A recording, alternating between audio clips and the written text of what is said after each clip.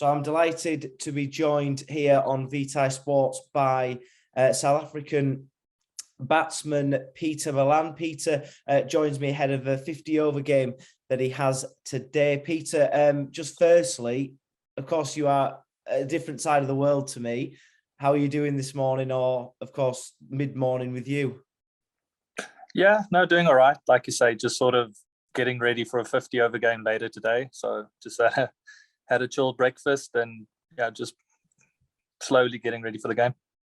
Yeah, and a lot of people don't know, of course, that of the success that you guys have had in the CSA. We'll talk about that in just a minute. But now that kind of the dust has settled, as it were, on that, how do you reflect on that tournament as a whole? Yeah, it was a fantastic experience. I mean, especially having started the competition pretty badly, losing the first two games, and then the third game going to a super over, where, I mean, the margins are so small. We lose that game. You go 0 out of 3. I don't really think you come back from that. So yeah, it was quite nice, just to get over the line in that third game, and then in the semi-final and the final, actually beating the two sides that we lost to at the beginning of the competition. So that definitely made it a bit more satisfying as well. Yeah, I mean, having had a look, having spoken to Darren, of course, the side that you've got together, of course, it's been named in a couple of the reports that I've read as one of the greatest surprises for you. I mean, as a first-time team together, how does that sort of increase the significance of how amazing the achievement actually is to win a franchise tournament with a side that maybe have just been put together for one of the first times? Yeah, definitely. I mean, most of the other franchises sort of just went on with business as usual.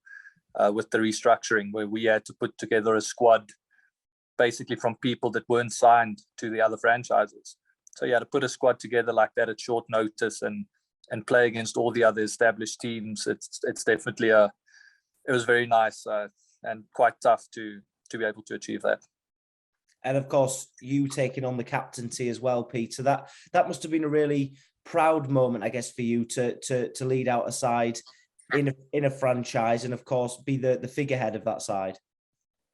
Yeah, definitely. I mean, that was one of the main attractions of signing for the Rocks, was sort of trying to lead from the front and putting my stamp on a new team that's sort of just embarking on a journey.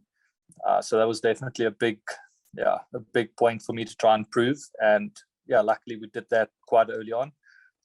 But there's another competition starting today, so hopefully we can continue with it. Yeah, and of course yourself, we'll touch on your form in just a minute, because you're in some incredible form as well. But I guess I don't know how important it is for you, but of course, from myself and everything, I've only seen you, of course, as a red ball player. So the white ball side of it, I haven't seen too much about you. But I guess developing that game is something that you're probably really keen to do, and you played a big part in the competition. Yeah, I mean, I almost feel I started my career off as a white ball player, and then the red ball stuff sort of took over. So the white ball stuff's always been there. Maybe just the lack of opportunity over the last 4 or 5 seasons almost in terms of white ball cricket. But I'm definitely working on sort of getting that back, and like they're trying to prove a point in that format. Yeah, 100%. And I touched on your form, Peter, just a couple of seconds ago. When we first spoke to each other last week, you of course mentioned to me that you had a 4-day game, in which I then proceeded to wish you luck and say that there was plenty of runs to had. I didn't foresee you getting a double 100, 219 not out. That must have been another really proud moment for you, to be able to spend such a long time at the crease and accumulate so many runs. Yeah, I mean, in that particular game, it was just important, like you say, to spend a lot of time in the middle and just make sure that we didn't get bowled out sort of towards the end of day 3, because anything can happen on day 4 if you have to go block out an entire day. So my goal was just to spend as much time as I could in the middle. And yeah, like you say, with form, you take it when it comes. You never know when it's going to end, so you try and make the most of it. Yeah, I mean, I've just looked back at the at the scorecard that's up on my screen. The Dolphins 4-2-2, and then Boland 4-2-2 for 8 declared. Keegan Peterson getting 100, and Feflaqueo as well getting 100, and yourself getting a double 100.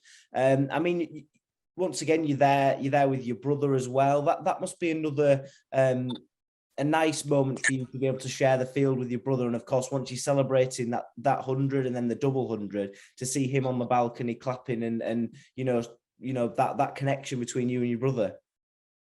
Yeah, massively. It's a big privilege to be able to play with him and, like I say, spend as much time with him on and off the field as I do. He's a fantastic player in his own right. I mean, everyone's seen what he's done in ODI cricket recently. So yeah, it's always nice. We've had quite a few big partnerships. I mean, he scored a double 100 earlier in the season in the 4-day stuff. So just nice to go a little bit more than him. It's always a little bit of a sibling rivalry, I suppose. Yeah, definitely.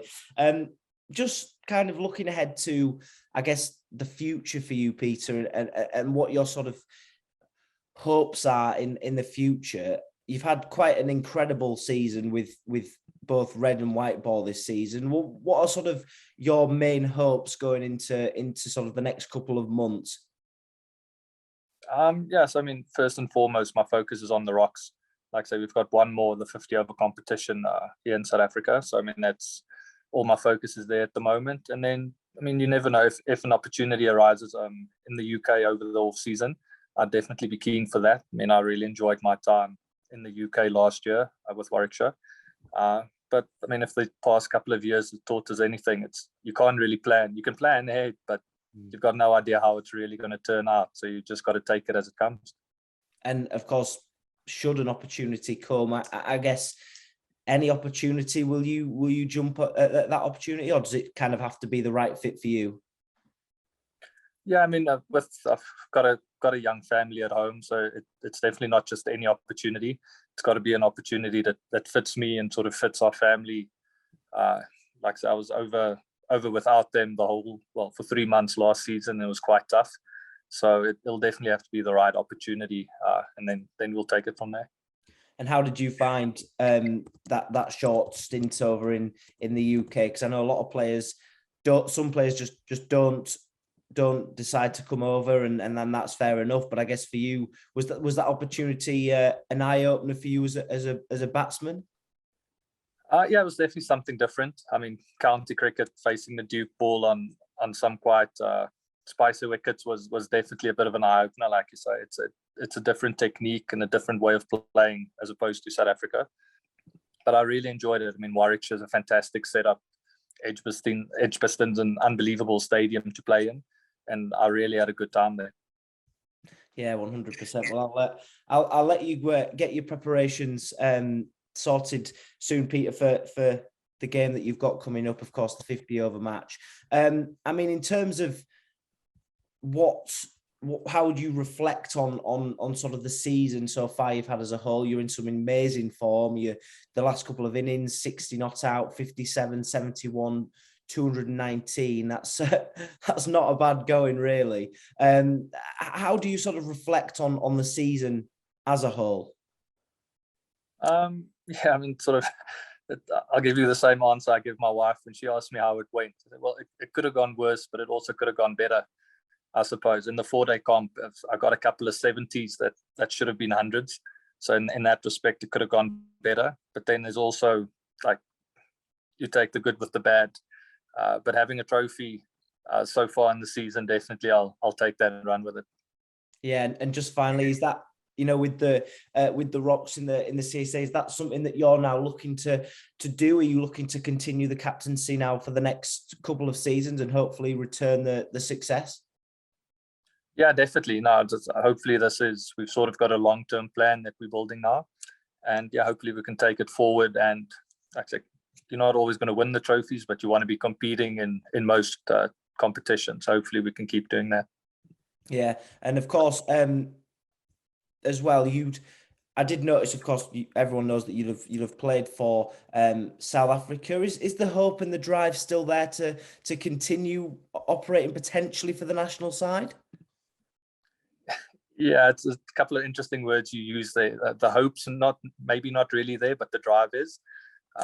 So that's uncontrollable, that in terms of selection. So I mean, as long as I'm still playing, I think you have the drive to play at a higher level. But like I say, as I get older, you start to realize stuff that's out of your control. There's no use worrying about that. Like I can control how well I prepare and sort of the commitment I give to my side, and after that, what happens will happen. Yeah, so your one aim when you go out to the crease is to score runs, help your side, and if it happens, it happens, I guess. 100%. I don't think you can really control much more than that. And yeah, like I say, if you keep scoring runs, maybe they notice you, maybe they don't, but at least like you're doing what you can from your side. Yeah, 100%. Well, just finally on the game today, the 50 over game, how are you kind of feeling ahead of that? You'll be pretty confident that you'll potentially be able to get a result today? Yeah, I mean, we're playing against the Titans, which they've got most of their pro tiers back. So I mean, Aidan Markram, Dean Algar, not sure if Quinton de Kock's playing today. They got Shamsi, Lungi and Gidi, so they've got a pretty stacked side. But I mean, it's a similar type of side that we beat in the T20 finals. So I mean, you just have to pitch up on the day and try and match up your skills against them and see where you go.